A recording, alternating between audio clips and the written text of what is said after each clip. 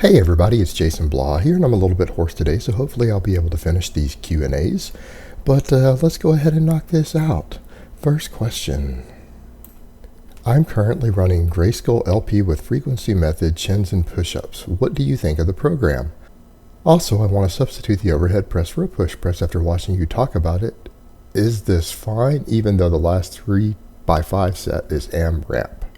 Amrap meaning as many reps as possible. Now to your first question, I don't really remember. I've been asked a few times about Greyskull LP, but when I remember looking at it, and I might be wrong here, it just seemed kind of complicated. I didn't really want to look that far into a program like that, particularly one that other people are putting out when I can just put out simpler programs to do the same thing for most of you guys. But as far as the substituting of push press for an overhead press, I would say in just about any program, it isn't unreasonable to take the strict overhead press and substitute it for a push press, like bring the push press in. However, I will add the caveat that any program that has any high volume of squatting in it, you might want to reduce the squatting volume slightly to compensate. So say for example, you're running a 5x5, but you want to substitute in your overhead press with the push press. You might want to cut the volume down, cut a set or two out of the actual squats in such a program so that you end up only doing about 9 to 12 sets of squats a week instead of 15 on a traditional 5x5, just using that as an example, because you're getting additional leg explosive training in your quads, glutes, everything else from the push press. And so you might end up really pushing too hard on all of that, doing too much volume, more than you actually need, and it might not be to your best interest. So you might want to reduce squat volume slightly on any program where you're going to switch those out, because you're getting some overlap there already, and therefore you can mitigate the need for doing the higher volumes of squat that you might be doing. Again, just depends on the program. All right, next question. Would you ever work up to a single at 90 to 95% in the gym if just one tendon is problematic due to overuse? If not, what weight volume ranges would you prefer? All right, I'm going to be frank with you here and say that if you have any tendon in your body that is painful or hurts due to overuse, you need to deload. You need to deload every exercise that puts stress on that tendon, and you need to continue to deload for as long as it takes for that pain to go away. So I'd like to see you reduce your weights by 50%. So if on exercises you're doing 200 pounds, you need to cut down to 100 pounds. Do not put any significant stress on a tendon that is sore from overuse, and I can't stress that enough. That is how I've snapped one before. That is how many guys out there have snapped tendons. If a tendon is sore, you have to deload, and there's no excuse to do otherwise. So what would my rep and set scheme be? Well, if you're doing 3 sets of 5 with 200 pounds, you cut down to 2 sets of 5 with 100 pounds on every exercise that's in that scheme that's affecting that tendon. You can't afford to put stress on it. It's the only option you have. And I know you're probably saying, well, this seems to be long term. Yeah, it's long term, which means you're going to injure yourself if you continue to push it. And if it takes you a month of deloading any of those muscles, let's say it's the bicep, you're going to need to deload your deadlifts, you're going to need to deload your chin-ups, you're going to need to deload your curls. And you have to look at it this way: a month of reduced progress or no progress due to the deload, or maybe even a slight reduction, some slightly backwards progress, you lose a month of progress. That is better than snapping the tendon, having to have surgery, and losing 6 months of progress or a year of progress. It's a far better alternative. You have to learn to listen to your body, and when these things are hurting, don't keep pushing. And especially you guys who are doing this for recreation, you're not a competitive athlete, you're not making a living doing this. Why subject yourself to those sort of risks that are going to require you to have surgeries and could potentially ruin your lifting for the rest of your life? And even if you do compete, you're going to put your career short. You could possibly end your career by doing this. So just think on that. All right, next question. Hey Jason, what is your opinion on stomach vacuums? Do you think this is an effective exercise, and would you recommend them? Thanks. Yes, I think the stomach vacuum is an effective exercise. In fact, it is one of the few exercises that allows you to directly work the transverse abdominis very effectively.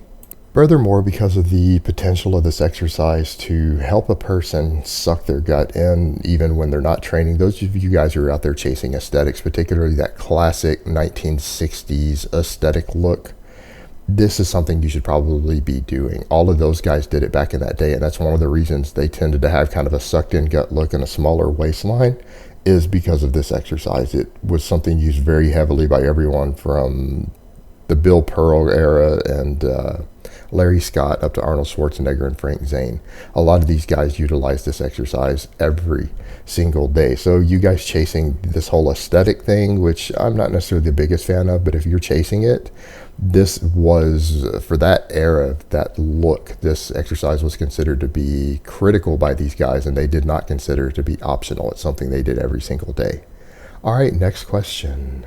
Is there any benefit to reverse dieting after a cut? I know you said that it was a marketing ploy so that coaches could squeeze another 4 to 6 weeks out of you post-contest, but is there anything to be said for a hungry metabolism, for want of a better word, whereby your body has been in a caloric deprived state for X amount of weeks and thus acts as a sponge to quickly accrue those precious adipose stores vital for times of famine?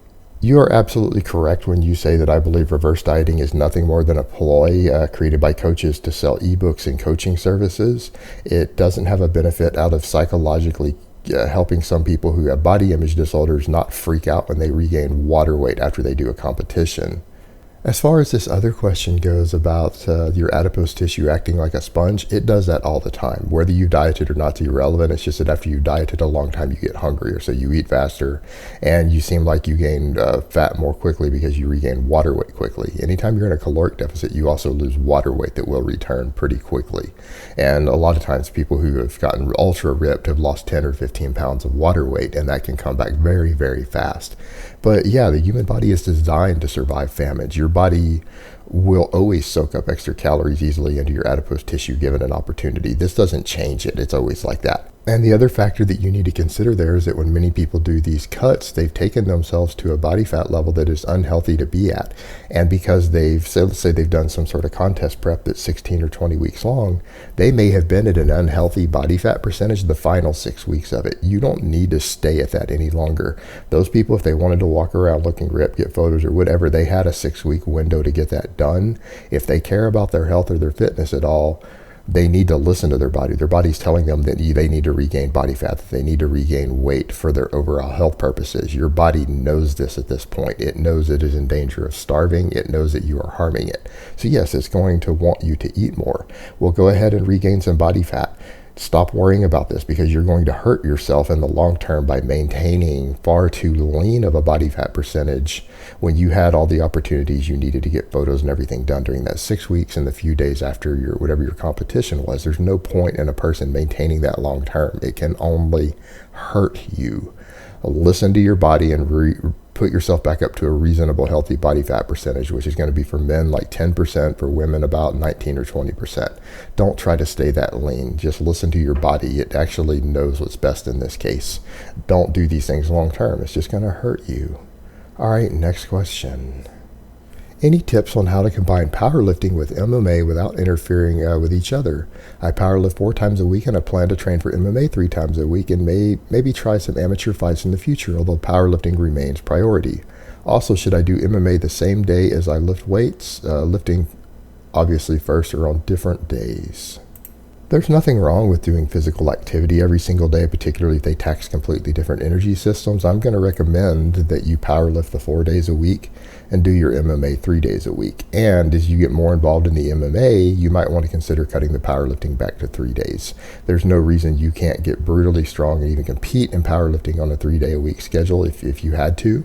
And that will allow you a lot more recovery time and adaptation for the MMA, so that they interfere even less, so that you get maybe even a full day off every week.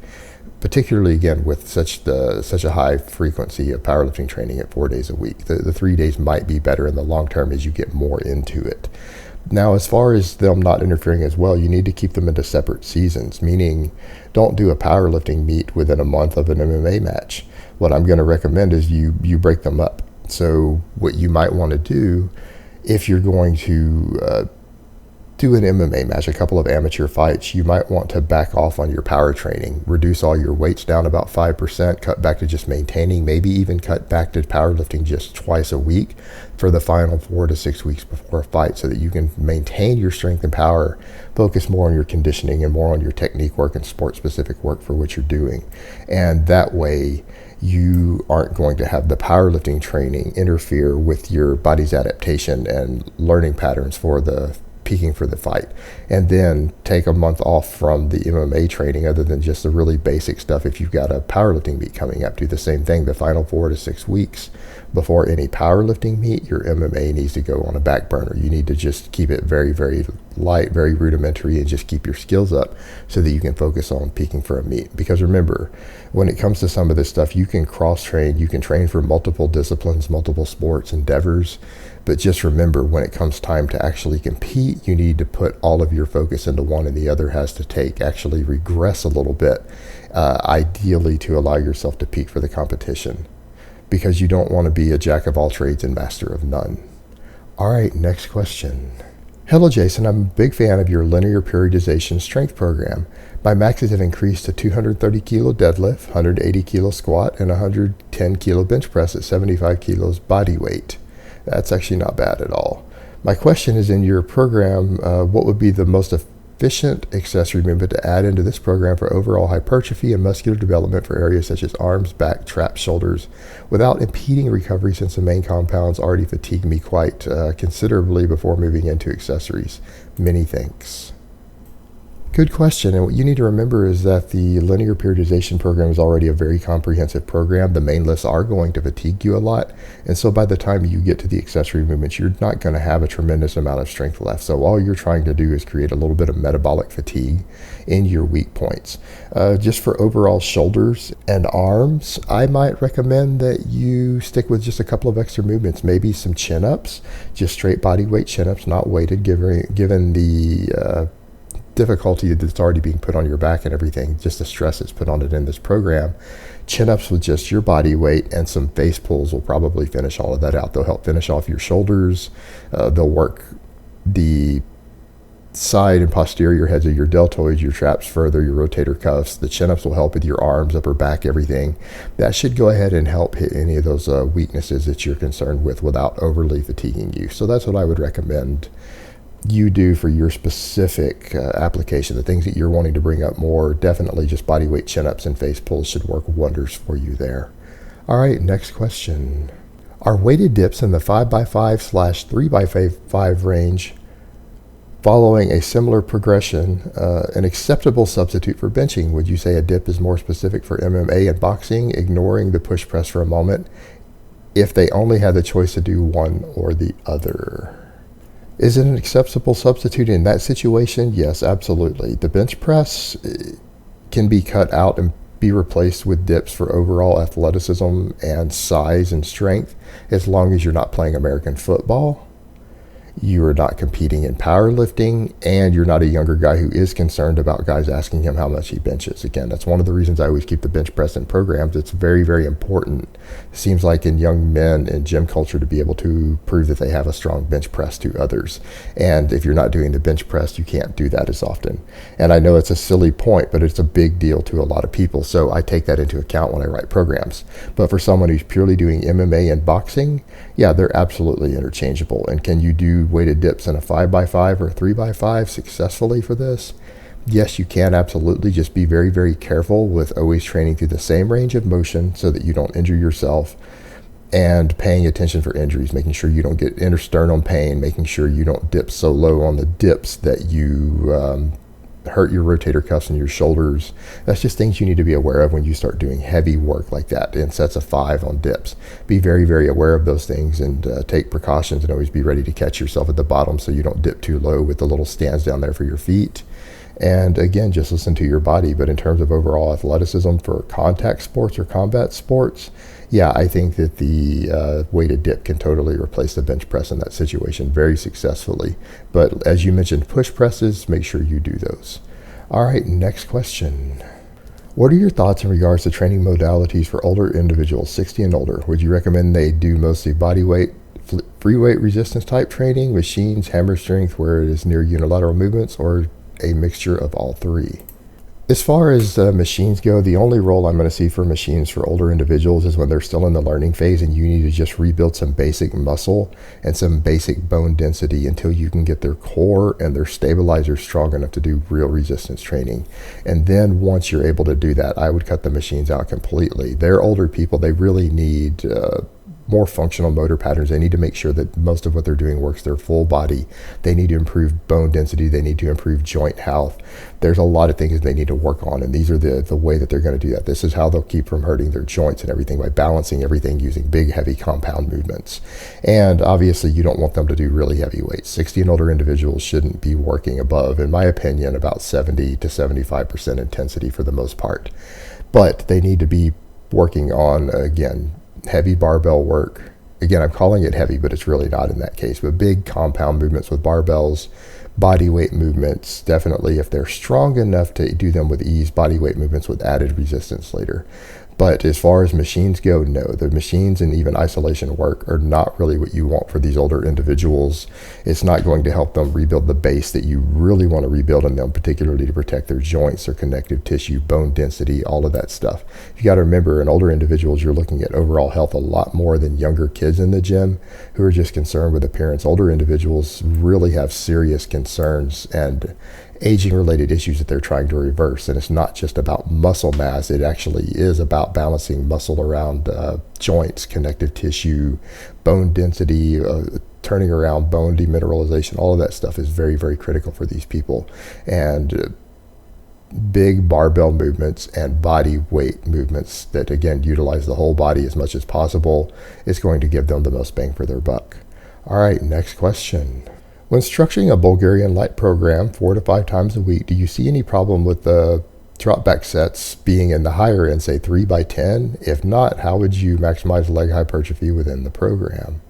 All right, I want to answer this as delicately as possible without coming across as kind of an asshole here, but I don't know what else to say other than, in what world do you think doing 3 sets of 10 after a training max on squats 5 days a week is a good idea? But you've got to understand that you're going to chronically overreach on this very, very fast. And I'm talking within 2 to 3 weeks. This is absolutely not acceptable. The back off sets that you do in Bulgarian are not usually even multiple sets. They're 1 to 2 sets with very, very low reps and a similar rep range to what you use. Like if you hit your training max on your squat 5 days a week, which is around 90% of your competition max, or what you expect to do in a comp or in a meet, and you do 1 or 2 back off sets of around 3 reps with something like 85% intensity. So it shouldn't be anywhere near trying to induce metabolic fatigue. And why would you need to induce metabolic fatigue? If you come in 5 days a week on the barbell squat and you're doing a training max followed by a back off set for just a little tiny hair of metabolic fatigue, but you're doing it 5 days a week, your legs are going to grow tremendously. You don't need additional hypertrophy work at that point. And I think you need to brush up on some stuff I know Dr. Mike Israetel has wrote about. He himself is a kinesiology professor who also competes in bodybuilding and BJJ, who he breaks a lot of this down of why mixing large differences in rep ranges for the same lifts or same body parts in the same workout is actually counterproductive. It will give you slower progress than if you train those rep ranges on separate days, because they will interfere with each other. They'll interfere with recovery patterns in the long term, and you'll find it more difficult. So no, I would never recommend that someone hit a training max and do back off sets of 10 immediately afterwards. And I certainly would never recommend that anyone do 3 sets of 10 on any big compound movement while doing Bulgarian-lite. It is absolutely going to be a failure for you. It's not going to work the way that you think it will. You're going to bury yourself and you're not going to make the program work. Running a standard Bulgarian-lite program is fatiguing enough without doing a bunch of metabolic fatigue work. All right, next question. Jason, being 20 years old, and I assume most of your viewers are around my age, do you think we could get away with fewer deloads, say, every 12 weeks and still make gains? Actually, you did kind of assume wrong there, but that's okay. I look very, very closely at all my Google Analytics pretty much every month. I go through everything and check everything, and no, actually, people ranged 18 to 25 only comprise around a third of my total audience, around maybe 35, 36%. at least this year, I actually have a much older audience than most fitness YouTubers on average. My average is a little higher in terms of age. A big chunk of my guys are 25 to 35. But I still don't mind giving a lot of advice to you guys in that 20-ish range, because you're still a good third of my audience, and I can't neglect you.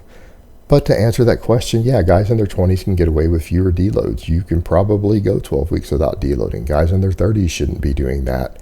But guys in their who are 20-ish, probably, as long as you're not pushing it to the absolute limits, you can probably go 12 weeks.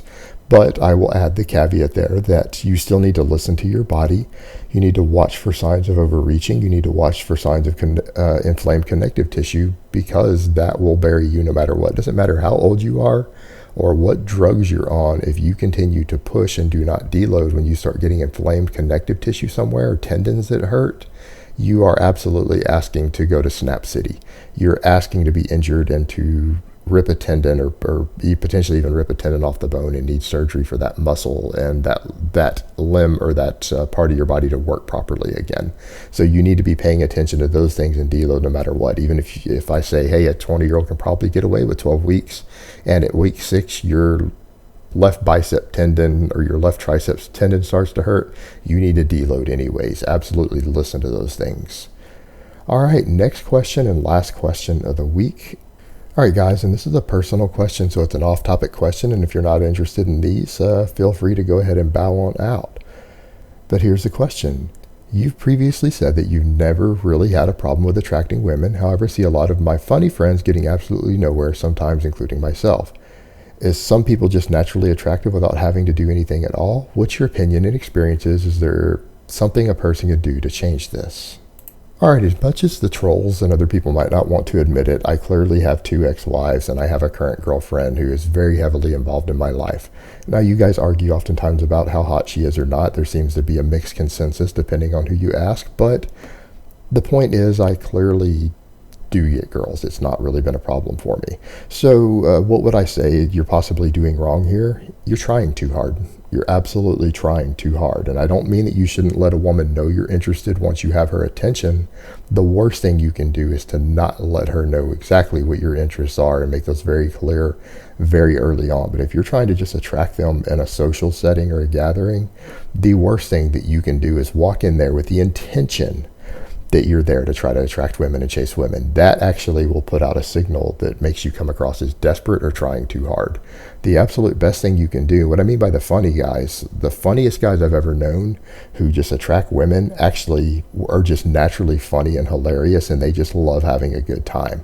They actually don't even really care at the end of the day if a girl leaves with them or not, because they're basically the way one of my cousin, who was the funniest guy I knew, who got laid all the time despite being the exact opposite of attractive. He was hilarious and told jokes all the time, even when it was just guys. When he went to any sort of party or social setting, he just wanted to party and have a good time and party his ass off and live it up and have fun and make everybody around him laugh.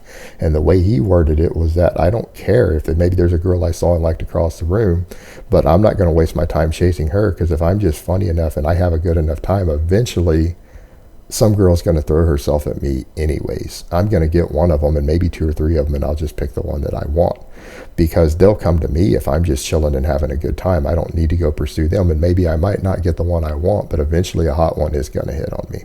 So at the end of the day, it's all good. It's just numbers, man.